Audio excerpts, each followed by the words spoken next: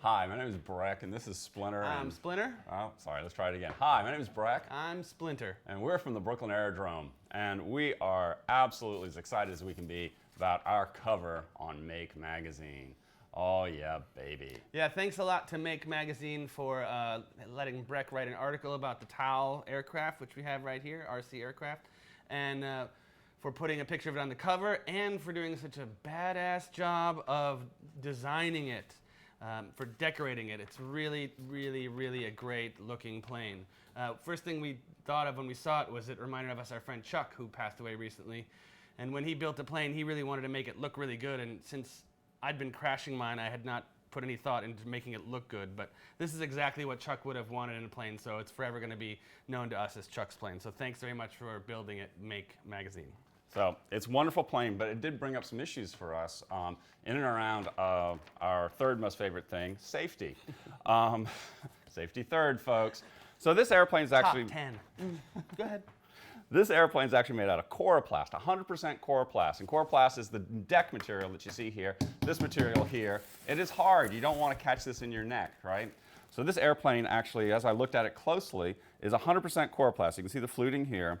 And so we, on purpose, put the coroplast deck part, which is Splinter's idea, to back further so that if it hits something, it has this crushable foam before it gets to kind of the hard bit. This will all fold up and it won't really hurt you or hurt a piece of property. You will hit stuff. And you will crash. Yes. But when you're good, you can fly an airplane like this, which has got 100% coroplast, so there's none of this buffering going on. And the other thing they did was they put the deck, you'll notice, all the way to the front. So we lose that buffer entirely. So if you move your deck all the way to the front and you build it out of blue foam and coroplast, you're going to lose that safety benefit. All right? Remember, safety third, folks. One of the reasons that the plane is called a Tau is because the first one we built, or that Breck built, didn't have a deck, and it was crashing a lot. And somebody looked at it, the first one, and said, that just looks like a wet towel. And that was where the name the Tau came from. So if you do it out of coroplast and you put your deck all the way to the front, you'll never get a towel, but you might get a lawsuit. So just avoid that, okay?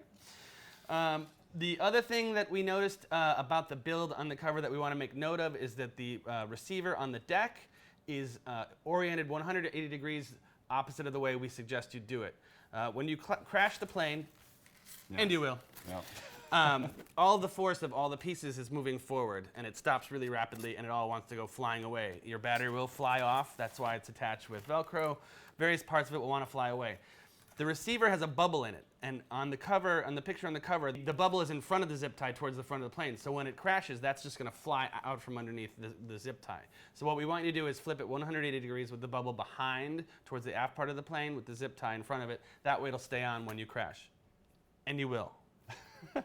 Something we thought was awesome was the use of sort of little cuts on the deck to hide these nasty servo wires that are all over the place and kind of messes up the line. So what you guys did on the build was you put a little slit here and a little slit here and ran the servo wire underneath. It might make it a little harder to replace the servo if you bust a servo, which you will.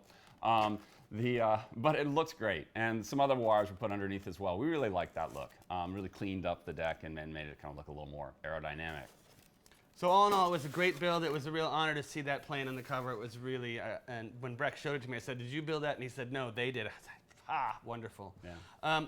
So thanks for coming to our YouTube channel. We're going to do more videos as time goes on. We have one more thing. With helpful tips. It's going to be in every one. We're going to try to give you a helpful tip.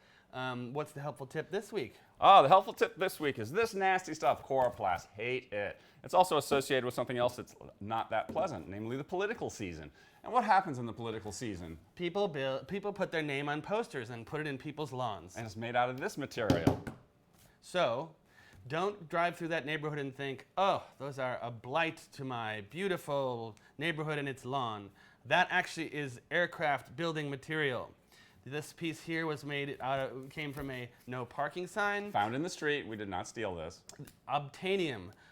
The whole thing about the Tau aircraft is to make it cheap, and cheap as possible. We've tried to use cardboard, not so good. Coroplast, great. Political signs, wonderful. They're plentiful. The season's coming up. So go out and get lots of political active material and then make lots of planes. Goodbye. Yeah, thanks for coming to the channel. Other videos coming up soon might involve even seeing Breck's flying banana. And I'm not kidding. Thank you. Bye-bye.